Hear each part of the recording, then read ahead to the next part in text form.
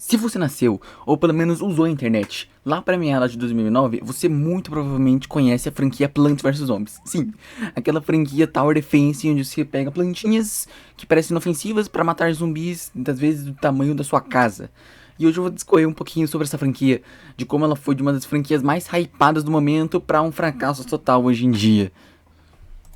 E um pouco antes de começar, eu preciso dar um contexto pequeno de como foi naquela época. Plants vs Zombies é um jogo que lançou em 2009. Faz bastante tempo, na verdade, o ano que eu nasci. E esse jogo, quando foi lançado, ele foi revolucionário. A gente tinha alguns Tower Defenses, mas não tão carismáticos quanto aquele. Se você for pegar esse jogo hoje em dia, você vai ver o quão carismático ele era. Ele era muito, tipo assim, único. O design dos personagens era único, as plantas eram legais. Cada planta tinha uma mecânica nova. Sem contar nos zumbis, que também eram um diferencial desse jogo. Não se tinha tão personagens antagonistas tão carismáticos. Tinha, na verdade. Mas, tipo assim, em um jogo Tower Defense era uma coisa totalmente nova e algo que a internet abraçou e falou, cara, você é bom, a gente vai gostar de você, a gente vai te abraçar, a gente vai fazer você ir pra frente com jogos melhores. Mas com essa explosão repentina desse jogo, uma empresinha ficou com os olhos abertos nesse jogo. A EA. Quem conhece a EA de longa data sabe o histórico que ela tem com os jogos dela. O histórico de simplesmente destruir franquias. E não seria diferente com esse jogo. Ninguém sabia que seria assim naquela época. Porque uma empresa de jogos AAA compra um joguinho.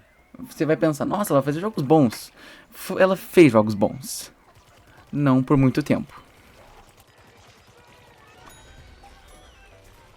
Mas em fevereiro de 2014, a EA decidiu chutar o balde de vez. Em vez de continuar essa franquia com jogos de Tower Defense, não, vamos fazer um shooter online com as plantas. E foi o maior estouro. Eu juro, foi um dos melhores jogos daquela época. Era um jogo tão incrível, cara. Não dá pra dizer que era balanceado, porque pois tinha um meta meio desbalanceado. Mas era um jogo tão carismático, cara. Você tinha vontade de chegar do trabalho cansado, abrir o seu PC e jogar um GW1, né? E naquela época foi um estouro e foi um acerto muito grande da EA. Foi um tiro no escuro, mas um tiro que acertou muito bem onde era pra ele ter acertado, que foi no sucesso dele. E com esse sucesso repentino, anos depois, eles decidiram dar outro tiro no escuro. Um tiro muito mais arriscado. E se a gente fazer uma sequência desse jogo?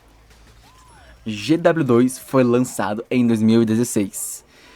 E vai fazer 10 anos que esse jogo foi lançado. E ele nunca morreu. Ele nunca morreu. Você pode entrar hoje em dia. Vai fazer 10 anos que o jogo foi lançado. Hoje em dia a gente tem servidores lotados desse jogo. Servidores lotados. E esse jogo estourou. O que tinha no primeiro jogo foi levado à 10ª potência quando aquele jogo foi lançado. E foi coisa de louco na época. E foi um tiro no escuro que também acertou. No primeiro jogo, GW1, a gente tinha classes de personagens. No segundo jogo foi adicionado mais classes e mais personagens com mais classes. Isso das plantas e dos zumbis. Fora um mapa aberto grande que você poderia passar horas, semanas, até mesmo meses fazendo. Que você continuaria achando coisas, ainda teria coisas para fazer. Só quem jogou GW2 até completar o jardim inteiro sabe do que eu tô falando. É você explorar o mapa e achar um baúzinho escondido no canto do mapa que você não fazia a menor ideia que tinha. Dentre essas coisas que eu acabei de falar, tem duas coisas que ajudaram muito. Além dos personagens muito carismáticos, dos antagonistas, o próprio Chris Dave e o Dr. Zumbão, tinha duas coisas. Os pacotes de figurinha e o álbum de figurinha. Quem jogou os dois GW sabe do que eu tô falando, o quanto isso é viciante, cara.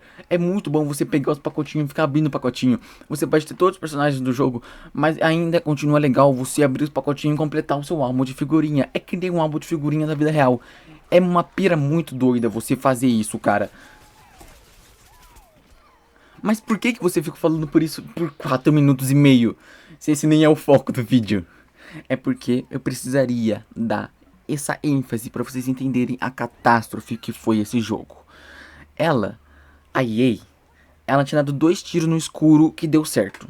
O que custaria dar um terceiro? É aí que nasceu a desgraça. Battle for Neighborville. Pega tudo que eu falei, pacote de figurinha, personagens carismáticos, álbum de figurinha, um mapa aberto carismático, tudo isso que eu falei e joga no lixo. Pega só o básico do que seria um jogo de life service. Pega só aquilo, só o jogo online com personagens. É isso. Battle for Neighborville é isso, só isso. Não tem nada naquele jogo. É um jogo vazio. É um jogo que tem o seu estilo próprio, mas isso não compensa no que falta.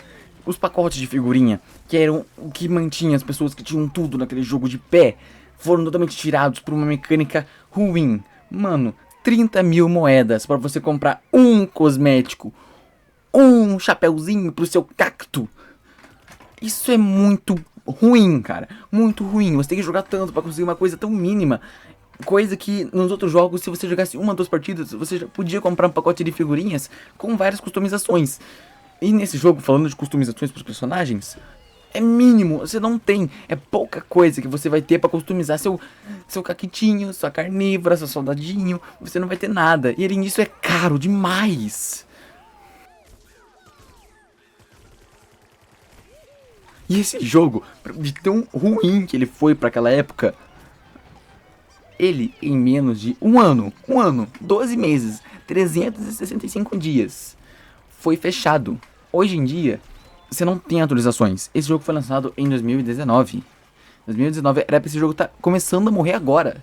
Se ele fosse um sucesso do tamanho que ele foi no anterior. Mas esse jogo foi uma catástrofe gigantesca. Foi um estouro tão ruim. Um estouro de banca. A EA perdeu tanto dinheiro nesse jogo. De tão ruim que ele é. Pega tudo que tinha no anterior e joga no lixo. Esse jogo é muito ruim e eu tô transtornado.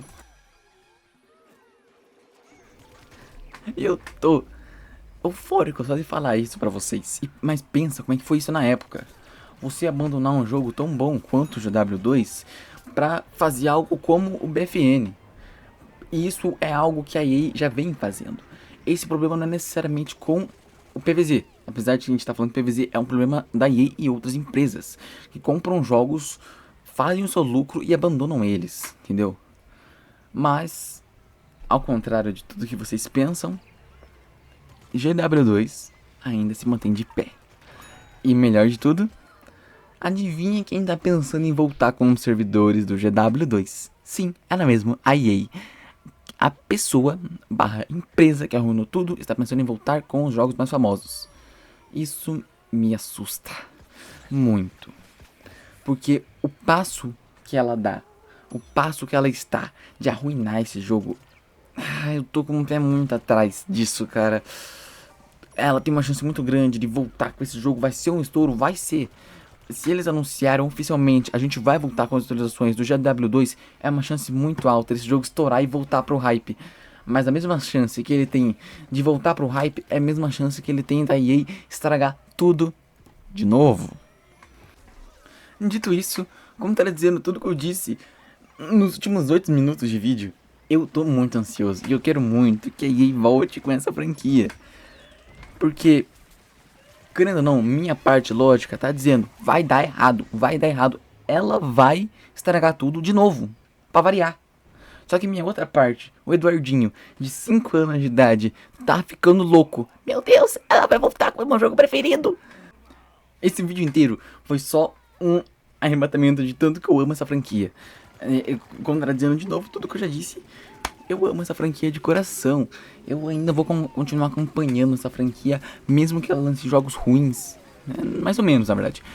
Mas ainda vou estar acompanhando, vou estar ali no cantinho, observando essa salada e vendo de longe tudo o que está acontecendo. Porque ainda, querendo ou não, é uma franquia que fez parte da minha vida, né? E eu espero que a EA ouça os fãs por uma vez na vida e faça um jogo bom. Ou pelo menos voltem com um jogo bom, consertem os erros do GW2 por mínimos que eles sejam. E eu espero muito que ela faça isso pelo menos uma vez na vida. E pra finalizar o vídeo, eu quero só complementar que, por favor, não comprem Battle for Neighborville. Depois de tudo que eu falei desse jogo, apontei o porquê que você deve comprar o GW2, o porquê que você deve não comprar o BFN. Eu espero que você tenha concebida essa informação na sua cabecinha e que você, por favor, compre GW2. É um jogo bom que vale a pena. E se você assistiu até aqui, quer dizer que eu te entreti. E se eu te entreti, por favor, considere dar um like e compartilhar o vídeo. Se você conhece algum amigo que já jogou ou conhece ou ainda joga PvZ, por favor, compartilhe com ele. Eu aposto que ele vai gostar desse vídeo. E se você discorda ou concorda com a minha opinião, quer você acrescentar alguma coisa ao meu vídeo, por favor, comente no meu vídeo. Eu vou estar sempre lendo, eu vou sempre gostar de comentar sobre, às vezes, discordar da sua opinião. Eu amo discordar de opiniões. Mas, afinal de tudo, por favor, dá um like. Na tela vai estar passando meu Instagram. Se você quiser acompanhar, eu posto alguns desenhos lá, posto algumas fotos, algumas coisas. Se você quiser acompanhar lá, fica à vontade. É um Instagram aberto. Depois de dito tudo isso, eu espero que você tenha gostado desse vídeo. Por favor, se cuidem, fiquem com Deus e não fumem pod!